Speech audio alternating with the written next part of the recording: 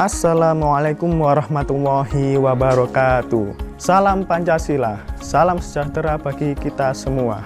Semoga kita selalu mendapat lindungan dan kesehatan oleh Yang Maha Kuasa. Amin, amin, ya robbal alamin. Perkenalkan, saya Pak Irul, nama lengkapnya Khairul Anwar. Saya guru PPKN dari SMP Negeri 4 Puspo 1 Atap, Kabupaten Pasuruan. Di sini saya mencoba memberikan sebuah materi dari kelas 7 semester genap Pendidikan Pancasila dan Kewarganegaraan tentang keberagaman suku, agama, ras, dan antar golongan dalam bingkai Bhinneka Tunggal Ika. Kita tetap memperhatikan protokol kesehatan pencegahan COVID-19 dengan menerapkan mencuci tangan dengan sabun secara berkala, menggunakan hand sanitizer, memakai masker ketika keluar rumah, dan menjaga jarak minimal 1,5 meter. Pada kesempatan kali ini, saya memaparkan materi bab 4 PPKN kelas 7 dengan kompetensi dasar dikuasai oleh peserta didik. 3.1 Menghormati keberagaman norma-norma, suku, agama, ras, dan antar golongan dalam bingkai Bhinneka Tunggal Ika sebagai sesama ciptaan Tuhan. 3.2 Menghargai keberagaman suku, agama, ras, dan antar golongan dalam bingkai Bhinneka Tunggal Ika. 3.3 Mengidentifikasi keberagaman suku, agama, ras, dan antar golongan dalam bingkai Bhinneka Tunggal Ika. 3.4 Mendemonstrasikan hasil identifikasi suku, agama, ras, dan antar golongan dalam bingkai Bhinneka Tunggal Ika. Adapun tujuan pembelajarannya, yaitu setelah mempelajari materi, peserta didik diharapkan mampu mendeskripsikan keberagaman masyarakat Indonesia, menganalisis faktor penyebab keberagaman masyarakat Indonesia. Kita masuk pada materi. Arti keberagaman. Keberagaman merupakan suatu kondisi dalam masyarakat di mana terdapat perbedaan-perbedaan dalam berbagai bidang, terutama suku, bangsa, ras, agama, ideologi, dan budaya. Bisa dikatakan sebagai Indonesia merupakan negara yang majemuk. Jadi, lebih dari satu jenis suku, agama, ras, dan antar golongan dalam suatu masyarakat. Indonesia sudah menjadi kodratnya menjadi negara yang majemuk atau beragam sara, sudah menjadi pemberian oleh Tuhan Yang Maha Kuasa. Maka kita harus bersyukur tinggal di Indonesia ini. Faktor penyebab keberagaman masyarakat di Indonesia. Ada 5 faktor penyebab keberagaman masyarakat Indonesia. Yang pertama adalah letak strategis wilayah Indonesia di antara 2 samudra, yaitu Samudra Hindia dan Samudra Pasifik, dan di antara 2 benua, yaitu benua Asia dan benua Australia. Yang kedua, kondisi negara kepulauan. Setiap masyarakat di kepulauan mengembangkan budaya mereka masing-masing. Jadi setiap pulau itu memiliki ciri khas masing-masing. Kita tahu bahwasanya negara kita banyak sekali pulau yang ada di Indonesia. Ada lebih dari 17.000 pulau. Yang ketiga, ada perbedaan kondisi alam. Kondisi alam seperti daerah pantai, pegunungan, daerah subur, dataran rendah menyebabkan perbedaan dalam mata pencarian, bentuk rumah, dan makanan pokok. Selanjutnya ada keadaan transportasi dan komunikasi. Ini saling memengaruhi dalam berinteraksi. Terkadang juga kita tahu di daerah kota, kabupaten, pedesaan itu sudah ada perbedaan dari segi peradaban maupun pembangunan dan juga bagaimana kondisi di sekitarnya. Dan yang terakhir, penerimaan masyarakat terhadap perubahan. Nah, ini juga termasuk salah satu faktor penyebab keberagaman masyarakat Indonesia. Keberagaman suku. Nah, yang dimaksud dengan suku, bangsa, atau etnis atau etnik, sekelompok manusia yang memiliki kesatuan budaya yang terikat oleh kesadaran dan identitas tersebut. Ciri-ciri mendasar yang paling umum yaitu bahasa daerah, adat istiadat, sistem kerapatan, dan kesenian daerah. Nah, contohnya saja suku bangsa Jawa, Batak, Bugis, Bali, Osing, dan lain sebagainya. Berdasarkan data dari sensus BPS pada tahun 2010, terdapat lebih dari 300 kelompok ras etnis suku bangsa yang ada di Indonesia, atau sekitar 1.300 suku bangsa yang tersebar di seluruh provinsi, dengan Pulau Jawa menduduki peringkat pertama suku bangsa terbesar di Indonesia. Lebih dari 40% dari total jumlah suku bangsa yang ada di Indonesia. Lanjut pada keberagaman agama dan kepercayaan yang ada di Indonesia. Di Indonesia ada agama yang resmi dan diakui oleh Indonesia yang berjumlah 6. Yang pertama ada agama Islam, agama Hindu, agama Buddha, agama Kristen, agama Katolik, dan yang terakhir adalah agama Konghucu.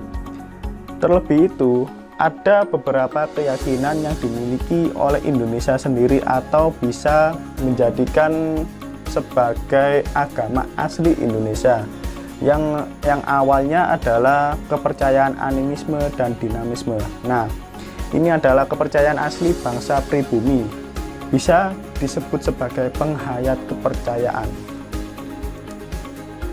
Nah, di sini ada agama Islam yang penganut atau mayoritas, kemudian disusul oleh agama Kristen, Katolik, Hindu, Buddha, dan Konghucu. Saya lanjutkan pada keberagaman ras yang ada di dunia maupun di Indonesia. Ya, definisi dari ras adalah golongan bangsa berdasarkan ciri-ciri fisik dan garis keturunan. Keberagaman ras ditandai dengan adanya perbedaan ciri fisik seperti warna kulit, warna dan bentuk rambut, bentuk muka, ukuran badan, bentuk dan warna mata, serta ciri-ciri fisik lainnya. Berikut ini ada beberapa klasifikasi ras di dunia. Yang pertama ada ras Kaukasoid, persebarannya di wilayah Eropa, Amerika, dan Australia. Kemudian ada ras Negroid, persebarannya di daerah benua Afrika.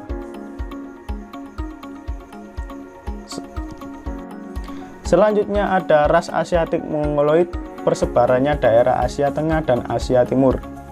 Kemudian ada ras Malayan Mongoloid, yaitu di daerah Asia Tenggara. Dan juga ada yang terakhir American Mongoloid yang daerah Amerika Utara.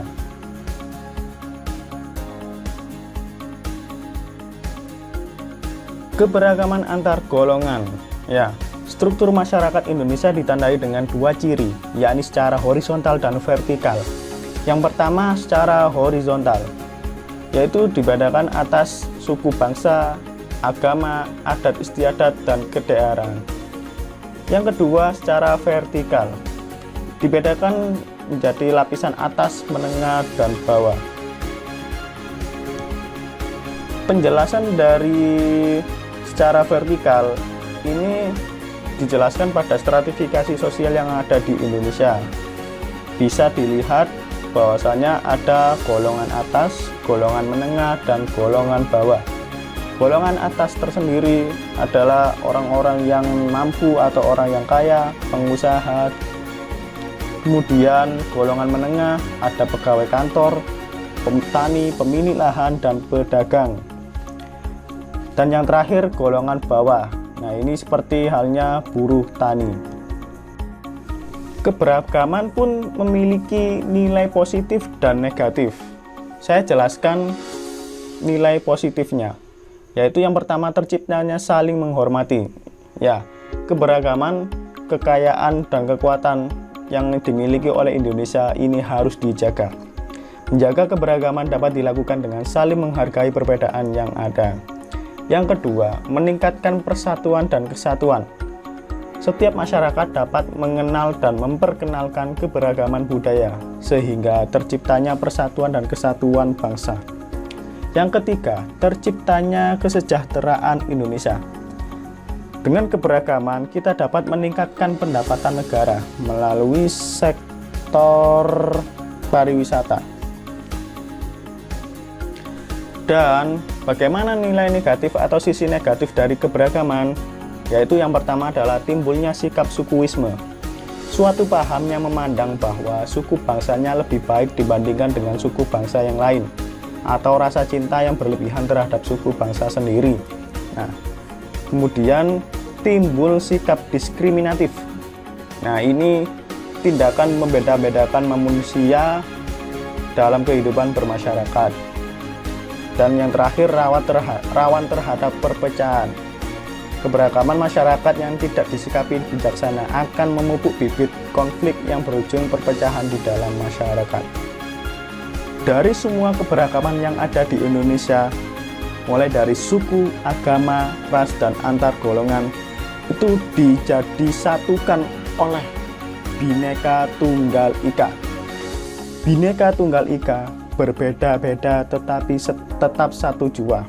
Nah, Bhinneka Tunggal Ika berasal dari ungkapan Jawa kuno, dari sebuah buku yang ditulis oleh Empu Tantular dengan judul Sutasoma pada saat pemerintahan Kerajaan Majapahit. Nah, semboyan Bhinneka Tunggal Ika sendiri terdapat pada lambang negara Republik Indonesia, yaitu burung Garuda Pancasila. Kita bukan sekadar bineka, namun juga Tunggal Ika. Ini bukan sekedar ucap, namun dibarengi lagu dan sikap. Jadi, betapa pentingnya keberagaman. Keberagaman bukan unsur perpecahan, justru menciptakan kesatuan bangsa. Kekayaan bangsa yang sangat berharga ini harus kita jaga dan merawatnya. Keberagaman dapat dimanfaatkan sebagai sumber pengembangan ilmu pengetahuan serta kreativitas dan inovasi anak bangsa. Itu saja yang saya sampaikan, kurang lebihnya mohon maaf karena di sini saya juga masih belajar dan berproses untuk yang lebih baik.